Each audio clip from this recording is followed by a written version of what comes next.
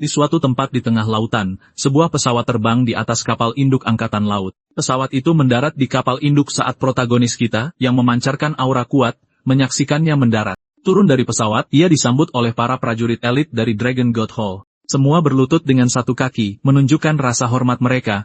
Mereka berteriak bahwa semuanya sudah siap. Lalu sang dewa perang, memberikan perintah agar semua orang kembali ke kota Jiangdu. Dan begitu saja, pesawat itu lepas landas, dikawal oleh seluruh armada jet tempur. Sekarang di dalam pesawat, Yifang melihat foto di ponselnya dan bertanya-tanya apa yang sedang terjadi. Foto itu menunjukkan Su Yeon bersama seorang pria misterius, dan Yifang sama sekali tidak tahu siapa dia. Kita kemudian dibawa ke Bandara Internasional Jiangdo. Su Yeon dan tunangannya, Wong Chen, ada di sana, dan dia terkesan dengan jet-jet tempur di langit. Su Yeon bertanya bagaimana dia tahu bahwa pengawalan itu untuk sepupunya. Wong Chen menjelaskan bahwa kerabatnya berasal dari keluarga Lin yang bergengsi, raksasa di dunia militer. Dia menyombongkan diri, mengatakan sepupunya adalah talenta besar, dan pengawalan seperti ini benar-benar normal bagi orang sekalibernya. Ekspresinya berubah, dan dia menggumamkan hinaan keji di bawah napasnya, menyuruhnya untuk menghentikan akting polosnya. Dalam pikirannya, dia mengakhiri dengan mengancam akan membuatnya membayar setelah upacara pertunangan. Dengan senyum kembali di wajahnya,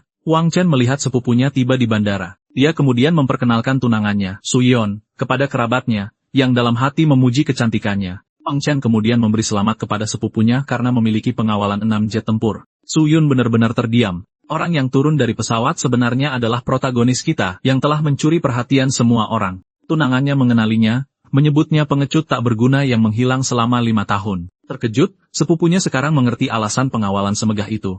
Karena Yifeng adalah dewa perang legendaris, yang kepadanya para prajurit dari semua negara tunduk. Berdiri di sana, pahlawan kita memancarkan kehadiran yang mengesankan dan menakutkan. Chen kemudian berteriak pada Su Yeon, mengatakan bahwa Yifeng telah meninggalkannya di masa lalu. Di tengah air matanya, Su Yeon membisikkan nama protagonis kita. Ia pikir pria itu benar-benar meninggalkannya, jadi dia berbalik dan mencoba melarikan diri. Dengan seringai, sepupu Wang Chen berbalik untuk berbicara dengan Yifeng. Dia membungkuk pada pria kita, memberikan hormat dan memanggilnya Tuan Ye. Protagonis kita hanya memberinya tatapan dingin dan mengatakan dia salah. Sepupunya menyadari identitas Tuan Yi harus dirahasiakan dan dengan cepat mengoreksi dirinya sendiri, berkeringat dingin saat menyadari kesalahannya. Dia meminta maaf atas kesalahannya, tetapi Wang Chen mencibir, mengatakan dia tahu sepupunya tidak mungkin mengenal pecundang seperti itu. Karena kehabisan kesabaran, kerabatnya menampar wajah Wang Chen begitu keras hingga membuatnya berdarah. Bingung, dia bertanya mengapa dia dipukul, dan sepupunya berteriak bahwa keluarga Lin telah memutuskan semua hubungan dengannya.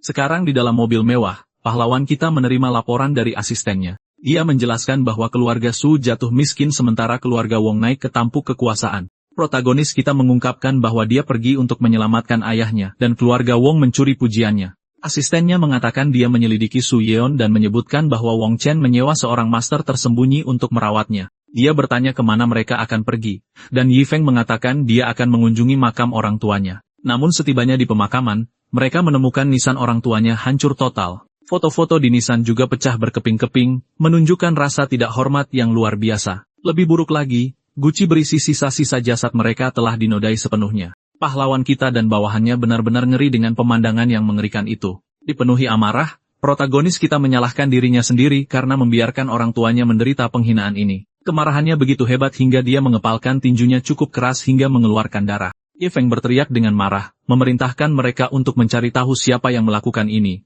Karena ini adalah dendam yang tidak bisa diselesaikan. Saking tertekannya, Yifeng sampai batuk darah. Asistennya menangkapnya saat dia pingsan, panik melihat situasi itu.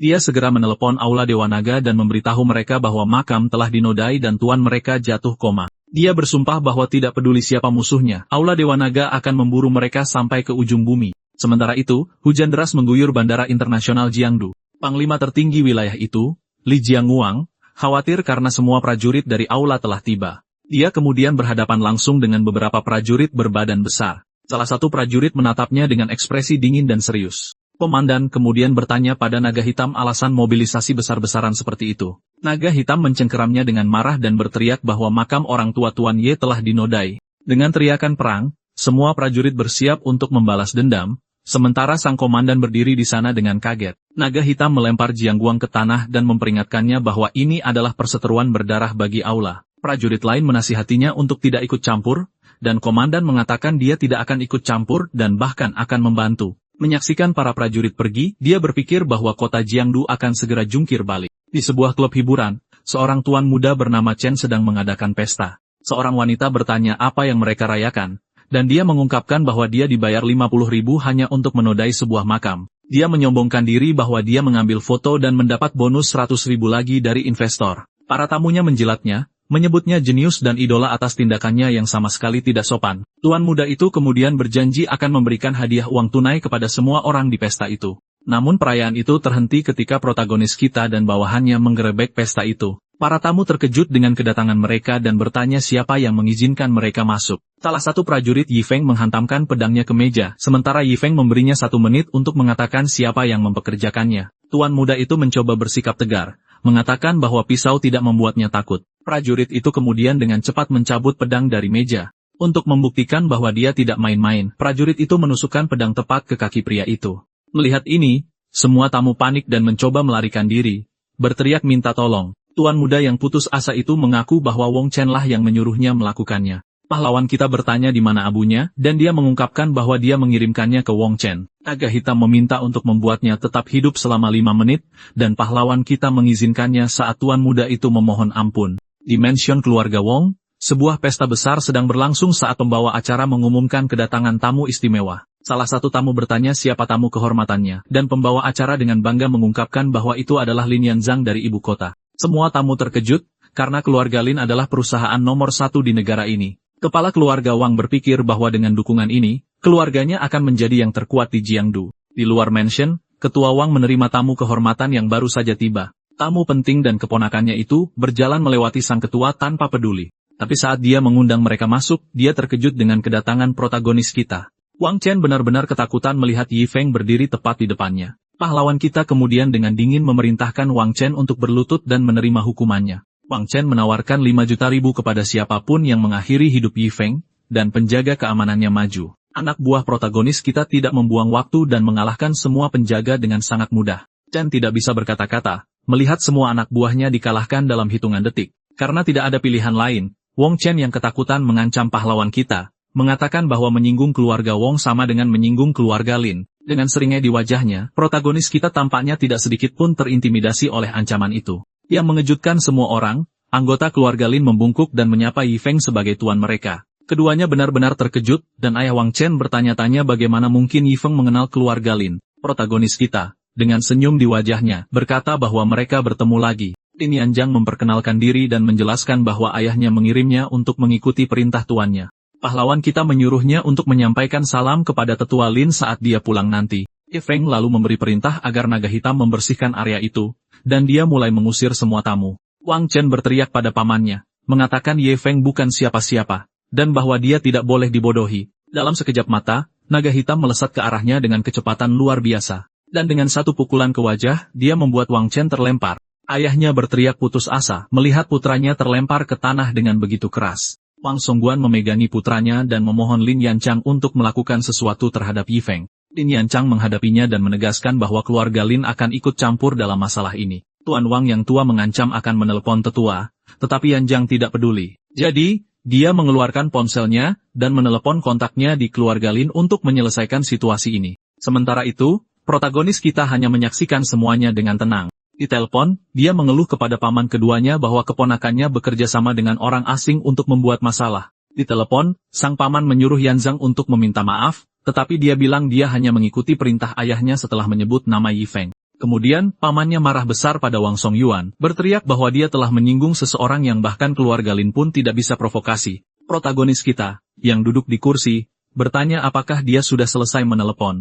Ayah Wang Chen terkejut, menyadari bahwa orang yang bukan siapa-siapa telah menjadi sosok yang tak tersentuh. Tanpa pilihan, dia dan putranya berlutut dan membatalkan pertunangan, memohon ampun. Berbaring di tanah, Wang Chen bersumpah akan membalas dendam sementara ayahnya menawarkan wanita manapun agar mereka bisa selamat. Yi Feng dengan senyum sinis, bertanya mengapa dia harus membiarkan mereka hidup. Tuan Wang tua menyuruhnya untuk tidak keterlaluan, tetapi Yi Feng menuntutnya mengembalikan abu orang tuanya. Naga hitam berteriak bahwa dia telah menodai makam dan bahkan Raja Surga pun tidak bisa menyelamatkannya sekarang. Terkejut dengan kebenarannya, Wang Songjiwon menampar putranya karena melakukan hal yang begitu mengerikan. Melihat betapa seriusnya situasi ini, Lin Yanjing berlutut di hadapan pahlawan kita. Dia memohon padanya untuk mengampuni pemuda itu dan menawarkan seluruh kekayaan keluarga Wang sebagai bayarannya. Protagonis kita bertanya apakah menurutnya dia butuh uang, dan pria tua itu panik. Sang ayah mencengkeram kerah putranya sendiri, menyebutnya binatang atas tindakannya. Dia lalu berteriak menuntut untuk tahu di mana abunya.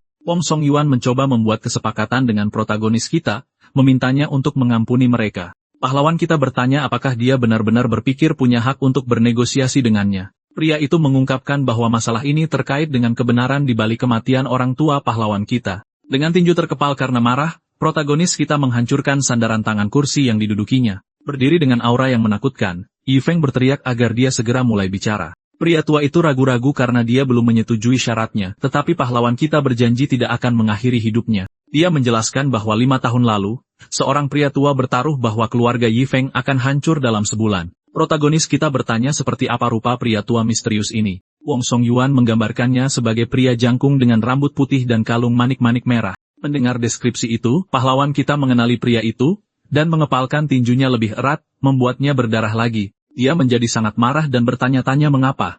Dari semua orang di dunia, harus pria itu. Aura yang kuat meledak dari Yi Feng saat naga hitam bertanya apakah dia mengenalnya. Pahlawan kita menyuruhnya diam dan memerintahkan pria tua itu untuk segera melanjutkan ceritanya. Dia menyebutkan klinik keluarga Ye, dan bagaimana mereka adalah dokter terkenal dan sangat dihormati di kota. Tetapi tak lama setelah itu, ayah Yi Feng dituduh menjual obat palsu dan hampir ditangkap. Pria tua itu mengatakan bahwa pria misterius itu tidak mengakui atau menyangkal kesalahannya, hanya mengatakan bahwa semuanya sudah ditakdirkan. Dia melanjutkan, menjelaskan bahwa pria tua itu menyembuhkan Su Muzi tetapi memberinya semua pujian untuk lebih dekat dengan keluarga Su. Yi Feng mengambil sebuah catatan dan berkomentar bahwa kematian orang tua pahlawan kita pasti ada hubungannya dengan pria tua ini. Catatan itu mengatakan untuk mengantarkan Abu ke lokasi tertentu. Protagonis kita mengenali tulisan tangan itu, dan dengan marah bertanya di mana pria tua itu. Sambil memegangi putranya, Wong Song Yuan mengatakan dia tidak tahu dan memohon agar pahlawan kita tidak menyakiti mereka. Pahlawan kita berbalik dan memerintahkan naga hitam untuk menangani sisa situasinya. Dengan senyum licik dan pisau di tangannya, naga hitam dengan senang hati menerima perintah itu. Pria tua itu berteriak putus asa bahwa Yi Feng berjanji tidak akan mengakhiri hidup mereka. Pahlawan kita menjawab bahwa dia memang mengatakan itu, tetapi dia tidak pernah mengatakan apapun tentang bawahannya. Sendirian, dia bertanya-tanya apakah pria tua itu adalah dalang sebenarnya di balik kehancuran keluarganya. Asistennya datang berlari dan memberitahunya bahwa Su Muzi telah dirawat di rumah sakit dan istrinya bersamanya. Tanpa membuang waktu, protagonis kita memutuskan untuk segera pergi ke rumah sakit. Jadi kita tiba di rumah sakit. Di dalam, Su Yeon bertanya kepada dokter tentang kondisi ayahnya, dan dia mengatakan itu sangat kritis. Dokter yang dengan senyum aneh memberitahunya bahwa dia akan mengeluarkan surat pemberitahuan kondisi kritis untuk ayahnya. Putus asa, Su Yeon memohon padanya untuk menyelamatkannya. Tetapi dokter itu mengatakan hanya direktur rumah sakit yang bisa merawatnya. Dia mendekat dengan senyum mesum dan mengatakan dia tidak akan membantu secara gratis, dan Su Yeon menanyakan harganya. Dokter itu kemudian mengungkapkan bahwa dia tidak menginginkan uang, dan bahwa dia sebenarnya menyukai wanita cantik seperti Su Yeon. Mendengar tawaran itu, Su Yeon menampar wajahnya dan menyebutnya bajingan. Arah, dokter itu berteriak bahwa Su Yeon berani memukulnya, dan itu adalah penyerangan terhadap seorang dokter. Dokter yang kemudian mencengkeram pergelangan tangannya dengan erat. Dia mengancamnya, mengatakan akan memanggil komite disipliner, dan Su Yeon akan langsung masuk penjara. Tetapi pada saat itu, protagonis kita muncul, dan menghalangi jalan dokter itu dengan tangannya. Pahlawan kita bertanya siapa yang berani mengirim istrinya ke penjara. Su Yeon terkejut melihat Yi Feng berdiri tepat di depannya lagi. Dokter itu mengadu pada pahlawan kita, mengatakan Su Yeon menyerangnya dan harus ditangkap karena itu. Dengan tatapan dingin, protagonis kita menyatakan bahwa istrinya tidak pernah memukul siapapun tanpa alasan yang kuat. Berbaring di tempat tidur, ayahnya menunjuk dokter yang dengan ekspresi marah. Dia kemudian berteriak sekuat tenaga bahwa dokter itu sebenarnya adalah binatang buas. Su Yeon membantu ayahnya duduk di tempat tidur, dan dia mengungkapkan pemerasan dokter itu. Dia melanjutkan, mengatakan dokter itu menggunakan nyawanya untuk mencoba mengambil keuntungan dari putrinya. Dengan mata merah karena amarah, Yi Feng mengatakan dokter itu cari mati. Ketakutan oleh aura pahlawan kita, dokter yang bertanya apa yang akan dia lakukan. Tanpa berpikir dua kali, pahlawan kita melayangkan tendangan kuat tepat ke wajah dokter itu. Dampaknya begitu kuat sehingga pria itu terbang dan menghantam pintu kamar. Terbaring di lantai, dokter itu tertegun oleh kekuatan serangan itu. Dia mencoba mengancam pahlawan kita, mengatakan ayahnya adalah orang nomor 2 di kota ini. Sambil menyeringai, protagonis kita menginjaknya dan berkata mereka akan lihat siapa yang akan berakhir paling buruk. Dia kemudian menekan kakinya lebih keras di dada dokter itu tanpa sedikit pun rasa kasihan. Pada saat itu, jeritan kesakitan menggema di seluruh gedung rumah sakit, mengejutkan semua orang. Beberapa dokter menemukan pria itu di lantai dan memutuskan untuk membawanya ke UGD. Asisten pahlawan kita bertanya, apakah dia harus menangani situasi yang baru saja terjadi. Tapi tiba-tiba, ayah Suyeon mulai merasa tidak enak badan, dan dia berteriak, mengkhawatirkannya. Putus asa, Suyeon memohon pada ayahnya untuk tidak menakutinya, karena dia tampaknya mulai kehilangan kesadaran. Pahlawan kita mengambil alih dan meminta asistennya, Siading, untuk menutup pintu karena dia akan melakukan akupunktur. Siading segera mematuhi perintah itu dan menutup pintu kamar rumah sakit agar tidak ada yang bisa masuk. Di luar, seorang dokter yang lebih muda melapor kepada direktur bahwa situasinya telah meningkat menjadi percobaan pembunuhan. Direktur yang marah itu mengatakan pelakunya harus dihukum berat untuk menjaga kehormatan profesi. Namun, saat tiba di pintu dan mengintip melalui jendela, direktur rumah sakit itu benar-benar terkejut. Dia melihat protagonis kita sedang melakukan akupunktur pada pasien sementara kedua wanita itu mengawasi. Dengan keahlian luar biasa, Yifeng menggunakan teknik akupunktur legendaris dengan jarum-jarumnya. Ayah Suyeon, yang berada di ambang tidur panjangnya, secara ajaib mulai pulih dari pengobatan itu. Rahang direktur itu ternganga saat dia mengenali teknik itu sebagai jarum Dewa Taiyi yang legendaris dan telah hilang. Dokter lain menyarankan untuk mendobrak pintu, tetapi direktur segera menghentikannya. Dengan sebuah teriakan, dia menyuruh semua orang untuk diam dan mundur agar tidak mengganggu prosedur tersebut.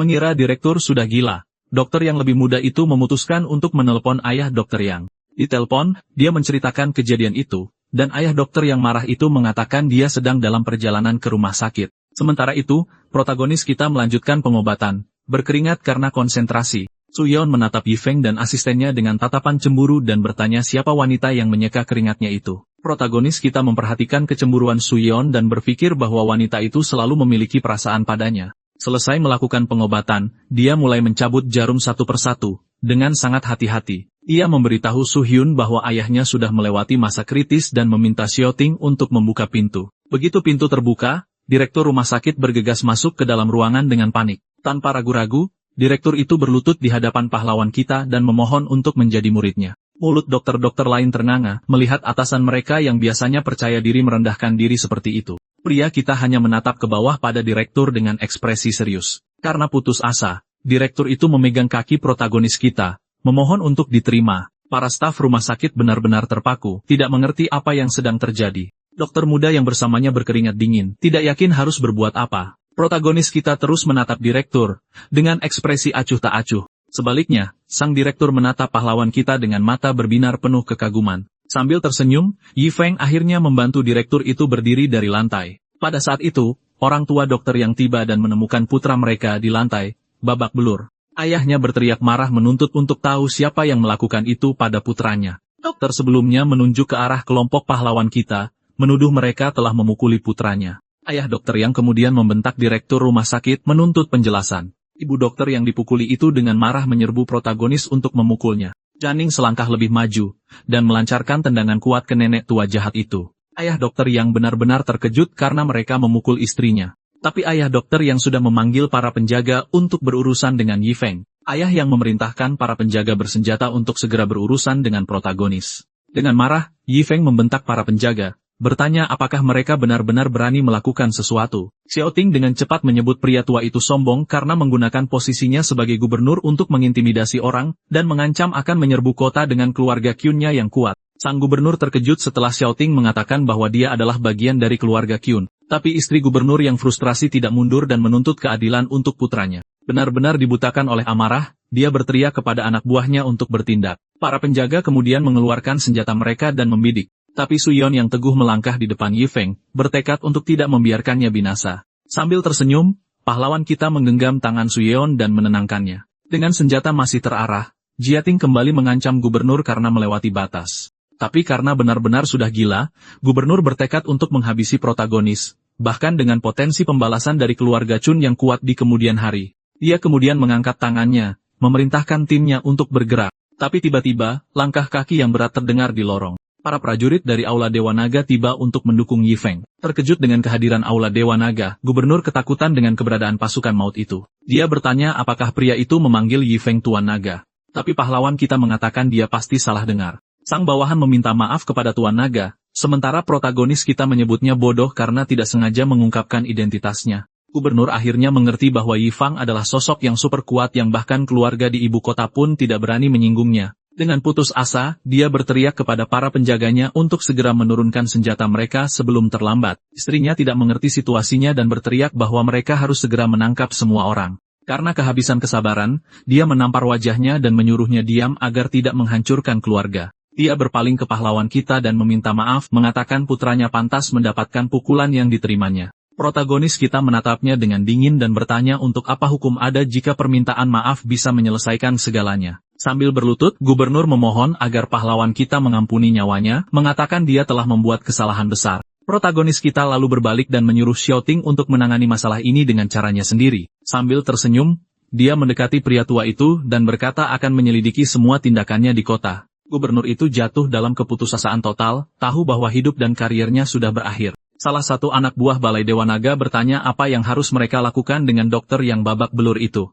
Pahlawan kita berkata dia tidak akan ikut campur, sementara direktur men-skors dokter itu dari tugasnya. Yifeng kemudian meminta direktur untuk merawat ayah mertuanya, yang seharusnya bangun keesokan harinya. Direktur meyakinkan pahlawan kita bahwa dia akan memberikan perawatan terbaik. Melihat betapa lelahnya Su Yeon, Yifeng menawarkannya pulang agar dia bisa beristirahat. Tak lama kemudian, protagonis kita dan asistennya meninggalkan rumah sakit. Kembali ke rumah, Su Yeon mendapat telepon dan bertanya apa artinya keluarga Wong telah tamat. Di telepon, temannya menggodanya, menyuruhnya berhenti bermimpi untuk menikah dengan keluarga itu. Dia merenung bahwa dia hampir menjadi seekor phoenix, tetapi kembalinya Yifeng dan kejatuhan keluarga Wang terlalu kebetulan. Adegan kemudian beralih ke depan rumah megah keluarga Su. Su Yeon melihat sebuah mobil mewah mendekati gerbang rumahnya. Di telepon temannya berkata dia akan datang berkunjung untuk memperkenalkan pacar barunya dan mengejeknya.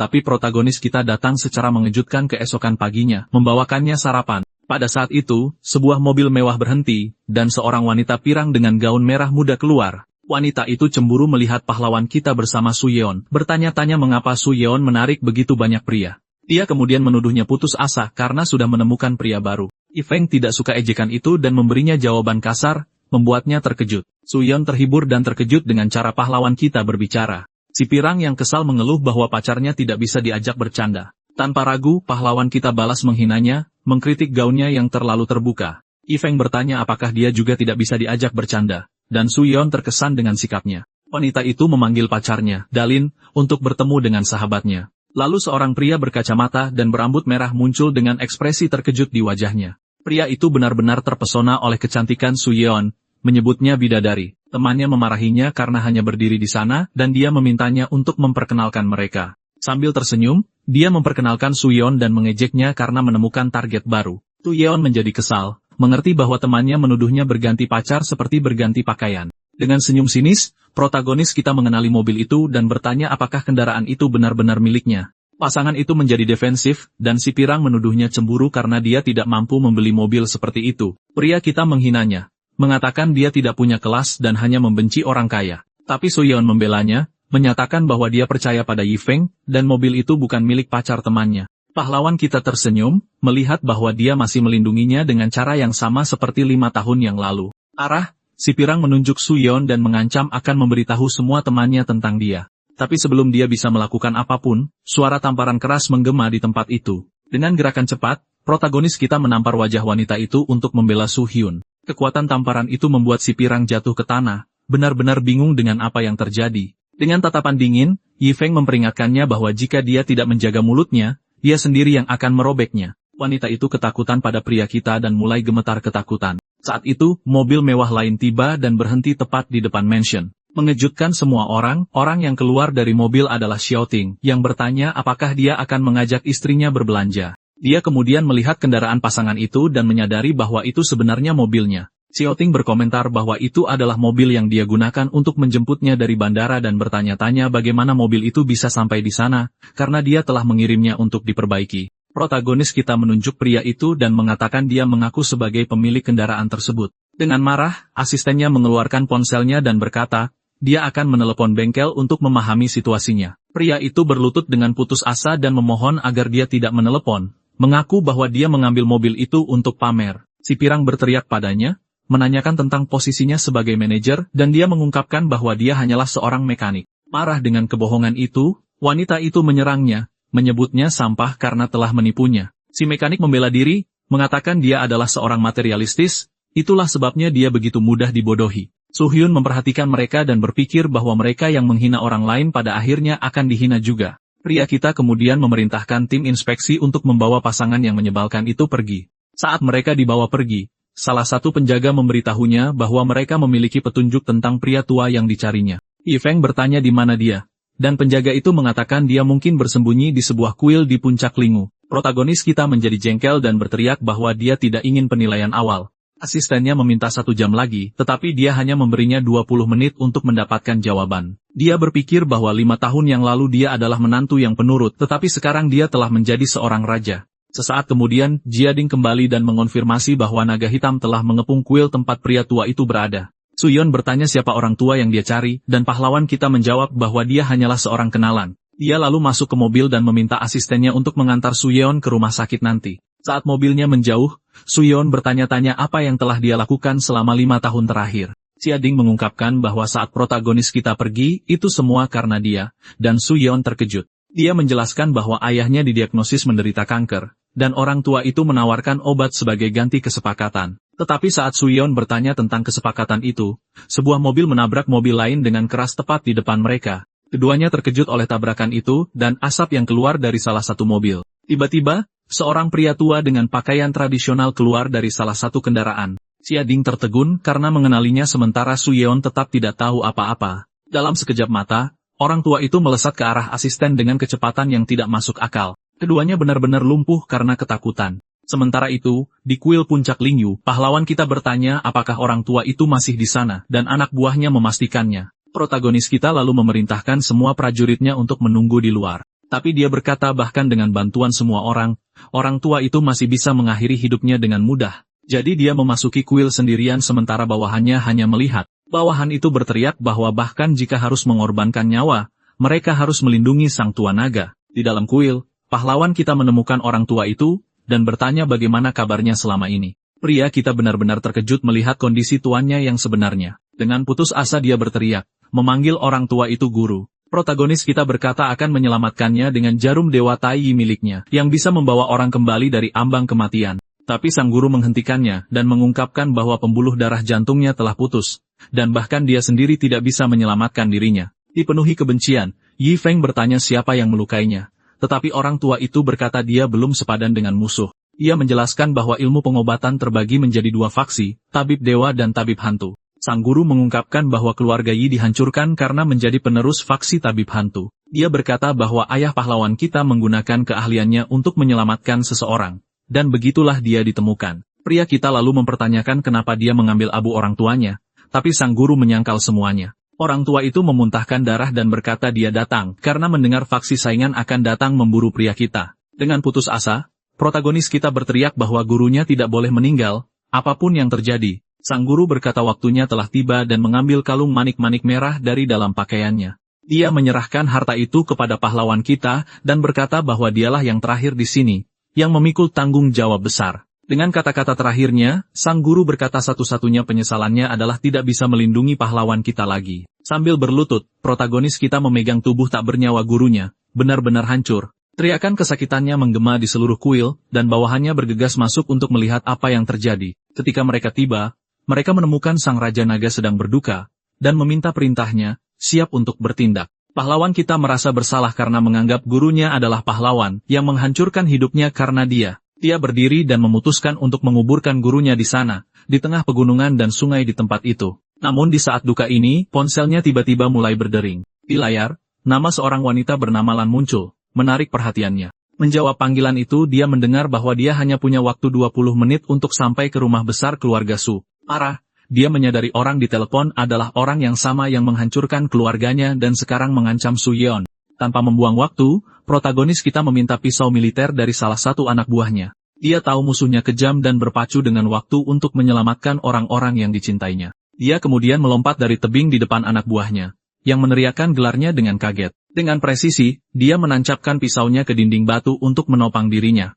Tokoh kita menggunakan pisaunya sebagai pijakan. Lalu kita melihat rumah besar keluarga Su yang mewah, di mana bahaya mendekat. Di sana, seorang anak buah dengan obor di tangannya sedang menunggunya dan mengomentari ketepatan waktunya. Namun tanpa waktu untuk bicara, pahlawan kita maju dan mendaratkan pukulan kuat ke wajah musuh.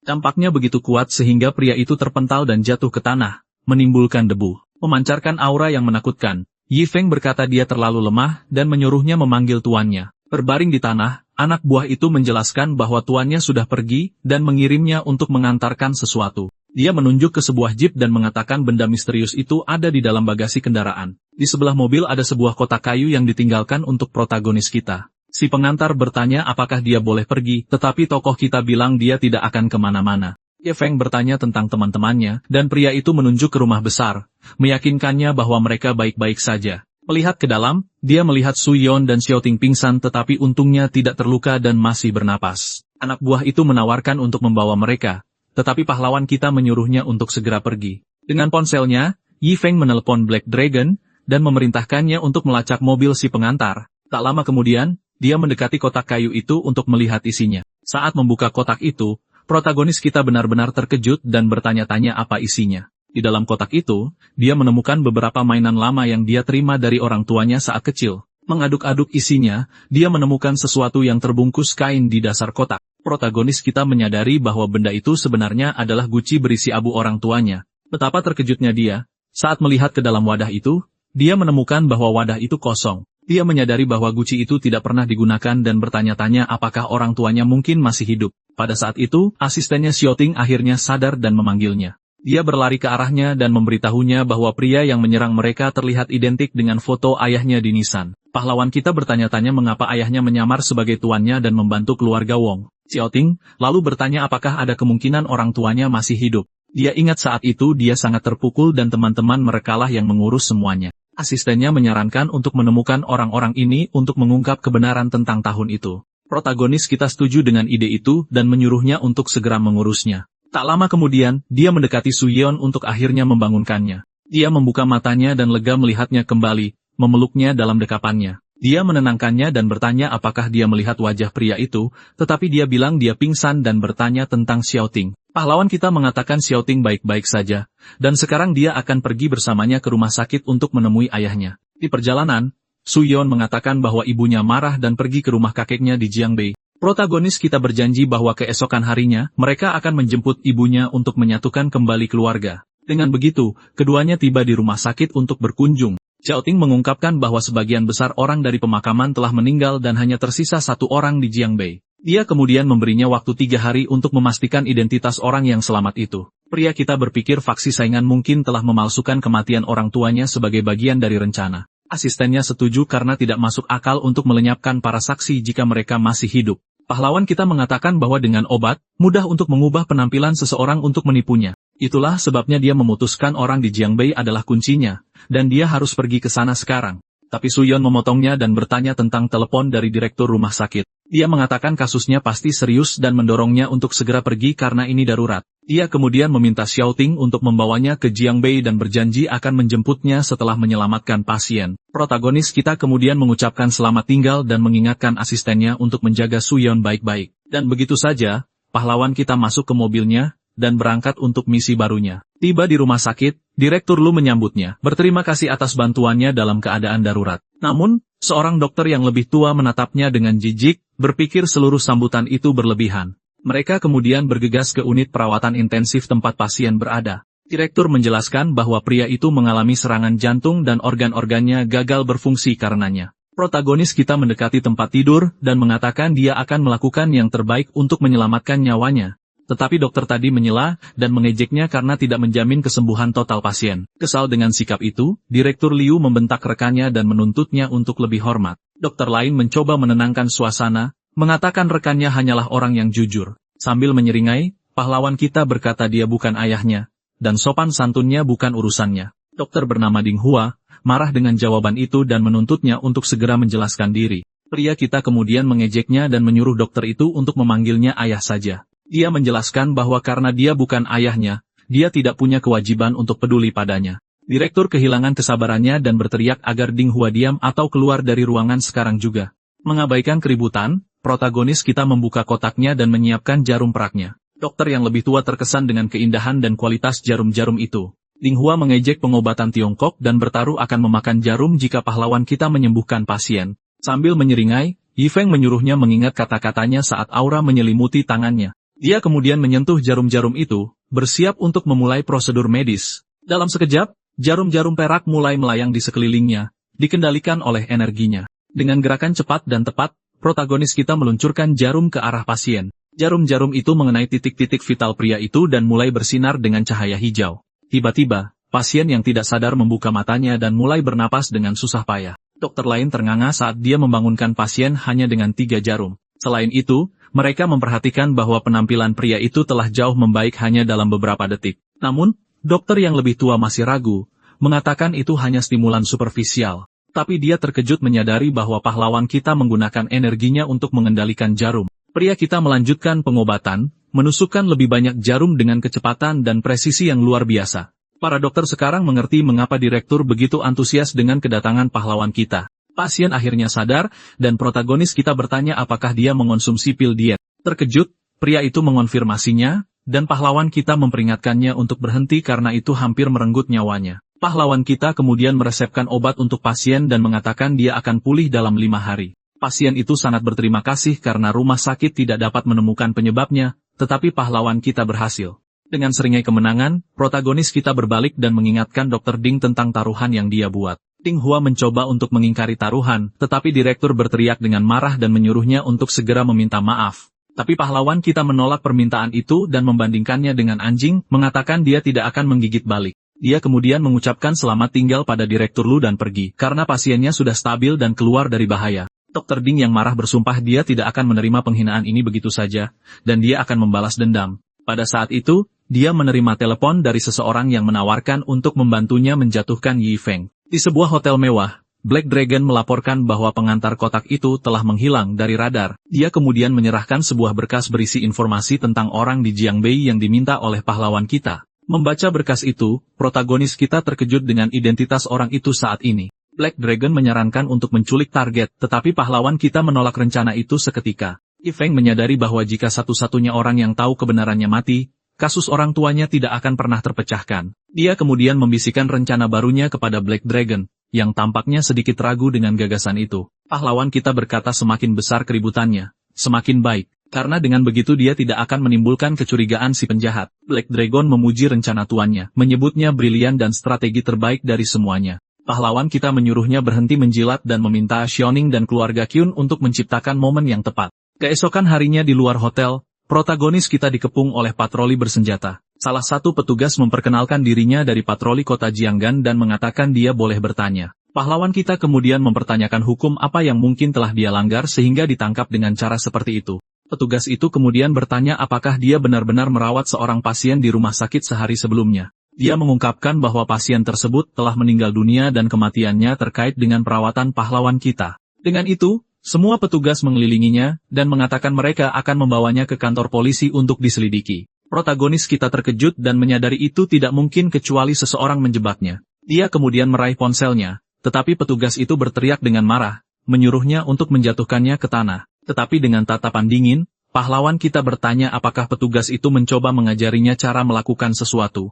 Petugas itu ketakutan oleh tekanan mengerikan yang terpancar dari protagonis kita. Mengabaikan semua orang, Yifeng menjawab teleponnya, dan direktur rumah sakit memberitahunya bahwa pasien telah meninggal. Pahlawan kita mengatakan dia sudah tahu dan bahwa patroli ada di sana untuk menangkapnya. Sambil menyeringai, dia menutup telepon dan memberitahu petugas untuk tidak khawatir, karena dia yang akan menanganinya. Sambil tersenyum, jagoan kita berkata dia akan ikut dengan mereka, tapi memperingatkan mereka.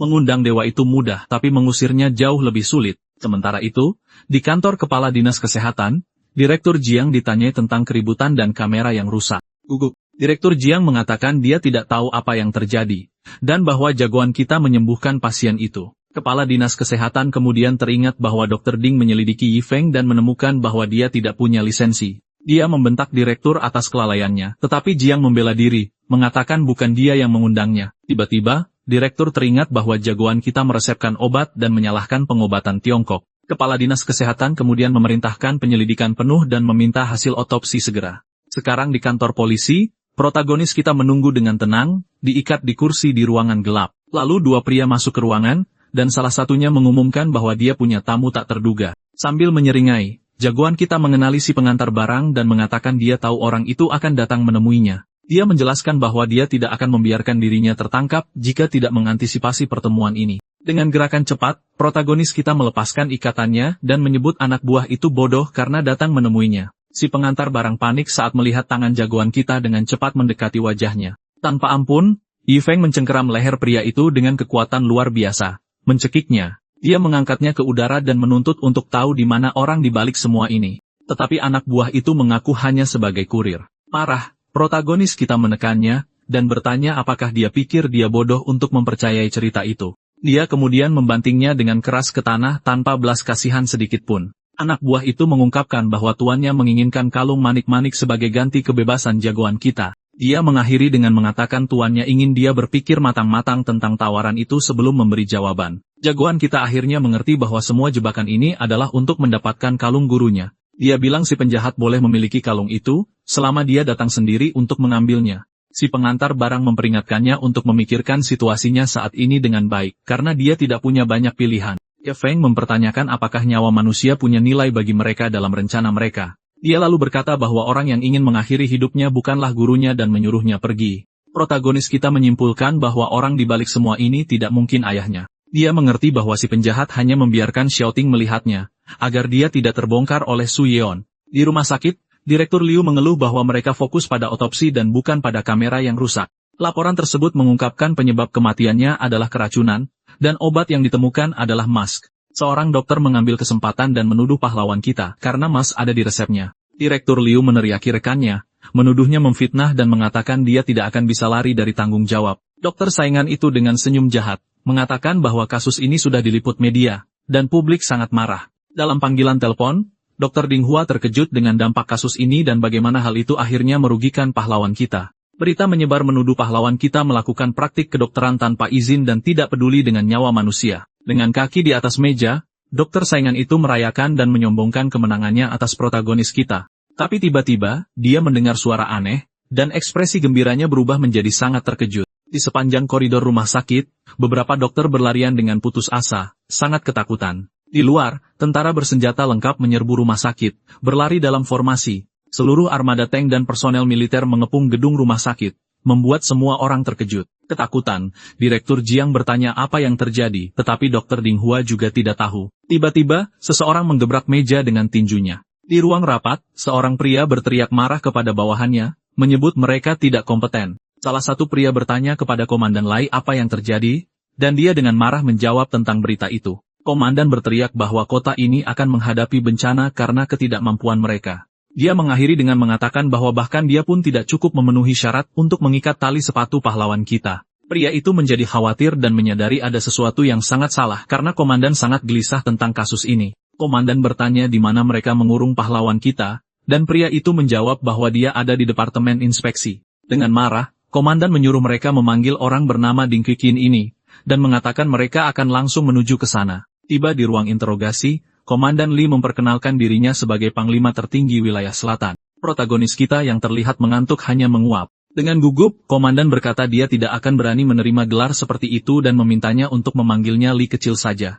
Dia membungkuk dengan rendah hati dan berkata dia datang untuk mengeluarkannya dari sana. Tetapi pahlawan kita bertanya, kemana? Komandan kemudian bertanya kemana dia ingin pergi, dan pahlawan kita bersantai di kursinya, mengatakan dia ingin tetap di sini. Ye Feng berkomentar bahwa dia sekarang adalah seorang pelaku, dan hanya menunggu untuk menerima hukumannya. Komandan panik dan mengatakan dia tidak akan berani menghukumnya, dan bahwa dia menerima kematian sebagai gantinya. Dia kemudian berteriak menanyakan siapa direktur departemen, dan seorang pria tua dengan takut mengangkat tangannya.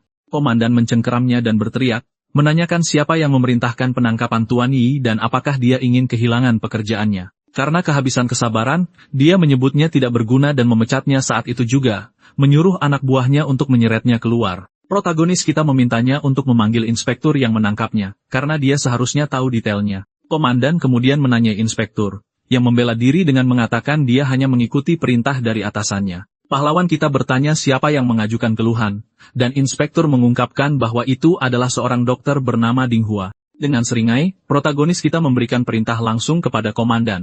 Dia memerintahkan anak buahnya untuk membawa Ding Hua ini dalam 20 menit, dan petugas itu berlari untuk mematuhinya. Sementara itu, Dr. Ding Hua bertanya-tanya mengapa dia belum mendengar kabar apapun dari para petugas. Pintunya ditendang terbuka dengan keras. Patroli kemudian menyerbu ruangan dan menyuruhnya untuk segera menyerah tanpa ragu-ragu. Di lantai, dokter itu diborgol dan berteriak bahwa pamannya adalah Direktur Departemen Kesehatan. Petugas itu menjawab bahwa bahkan gubernur provinsi pun tidak bisa menyelamatkannya dari situasi ini. Dan begitu saja, Dr. Ding dibawa ke ruang interogasi yang sama seperti sebelumnya. Di sana, dia menemukan pamannya, dan dengan putus asa berteriak minta tolong untuk keluar dari kekacauan ini. Paman yang marah menampar wajahnya dan berteriak bahwa karena dia, seluruh keluarga hancur. Dengan wajah memar, dokter itu benar-benar terkejut dan tidak mengerti apa yang salah. Pamannya kemudian mendorongnya ke ruang interogasi dan menyuruhnya masuk. Di dalam, dia menemukan Yi Feng dan bertanya atas dasar apa dia ditangkap dan hukum apa yang dia langgar. Pahlawan kita melempar ponsel ke lantai setelah menonton beberapa rekaman. Dalam video tersebut, Dr. Ding terlihat menyuntikkan racun ke pasien untuk menjebak protagonis kita. Terkejut, dokter itu bertanya-tanya bagaimana itu mungkin, karena dia yakin telah menghapus rekamannya. Protagonis kita menyuruh komandan untuk menangani masalah ini, dan dia meyakinkannya bahwa dia bisa mengeksekusinya di sana juga. Sambil berlutut, Dr. Ding dengan putus asa memohon untuk hidupnya, mengatakan dia sama sekali tidak ingin mati. Ye Feng bertanya apakah pasien itu ingin mati, dan dokter itu menawarkan untuk membayar berapapun kepada keluarga. Pahlawan kita mengatakan nyawa dibayar dengan nyawa lain, dan komandan menendang dokter itu, yang berteriak kesakitan. Komandan kemudian memerintahkan seseorang untuk menyeretnya keluar, dan seorang penjaga membawanya pergi dengan tangan terborgol. Pahlawan kita berharap masyarakat akan menerima jawaban yang memuaskan, dan komandan menjamin dia akan menyelesaikan tugasnya. Dengan situasi yang sudah teratasi, protagonis kita berbalik dan pergi sambil memainkan ponselnya. Di telepon, Su Yang menangis dan memintanya untuk datang menjemputnya, karena dia tidak tahan lagi berada di tempat itu. Dengan tatapan penuh tekad, pahlawan kita menenangkannya dan berjanji akan sampai di sana secepat mungkin. Kami kemudian tiba di kediaman lama keluarga Yang, di mana seorang penjaga berteriak agar mereka berhenti. Penjaga itu menunjuk protagonis kita dan menyuruhnya pergi, karena ini bukan tempat untuknya. Yi Feng menjelaskan bahwa istrinya adalah cucu dari pemilik rumah dan bertanya apakah dia boleh masuk atau tidak. Penjaga itu mengejeknya, mengatakan istrinya pasti sama sampahnya seperti dia, dan menyuruhnya enyah. Karena kehabisan kesabaran, pahlawan kita maju dan melayangkan pukulan kuat yang membuat penjaga itu terpental. Antaman itu membuat penjaga itu terlempar jauh dan dia jatuh ke tanah tanpa sempat mengerti apa yang terjadi. Tak lama kemudian, beberapa pria lain datang, dan salah satu dari mereka bertanya siapa dia, dan beraninya dia membuat masalah. Pahlawan kita dengan tenang menjawab bahwa dia hanya ke sana untuk menjemput istrinya, Suyon, dan ibu mertuanya. Pria itu terkejut dengan jawabannya dan mengira dia adalah tuan muda Yuan dari ibu kota. Ye Feng menyangkalnya, dan pria itu menuduhnya sengaja datang untuk membuat masalah di pertunangan Suyon. Protagonis kita menjadi sangat marah saat mengetahui bahwa keluarga yang mengatur pertunangan untuk istrinya. Dengan aura yang menakutkan, dia berteriak pada keluarga Yang, tetapi pria itu mencoba menghentikannya masuk ke dalam rumah. Pria kita hanya berteriak menyuruhnya menyingkir, dan kekuatan suaranya membuatnya terpental sambil memuntahkan darah. Sementara itu, seorang pemuda berkomentar kepada ayahnya bahwa Nona Suyon memiliki pesona yang luar biasa. Ayahnya berkata hanya foto Suyon saja sudah memikat Tuan Muda Yun dan bertanya di mana dia berada. Putranya berkata dia sudah menyuruh orang untuk memanggilnya, tetapi karena dia tidak datang, dia akan menjemputnya sendiri sekarang. Tiba-tiba, jeritan seorang wanita menggema di seluruh rumah, menyuruh seseorang bernama Yang Chen untuk melepaskannya. Kita kemudian melihat Suyon diseret paksa oleh Yang Chen sementara seorang kerabat menyaksikan adegan itu. Dia mengeluh bahwa Suyon membuatnya menunggu, tetapi Suyon menuduhnya memanfaatkannya sebagai alat untuk promosinya. Marah dengan keberaniannya, ayah Yang Chen menampar Suyon dengan keras di wajahnya. Pada saat itu, seorang pria datang berlari dan mengumumkan bahwa seorang pria bernama Yi Feng telah menyerbu mansion. Mendengar namanya, Suyon dan ibunya berlari sementara lelaki tua itu berkata dia akan membereskan semuanya sebelum Tuan Yuan tiba. Di pintu masuk, Suyon berlari ke arah pahlawan kita, meneriakkan namanya dengan penuh sukacita dan kelegaan.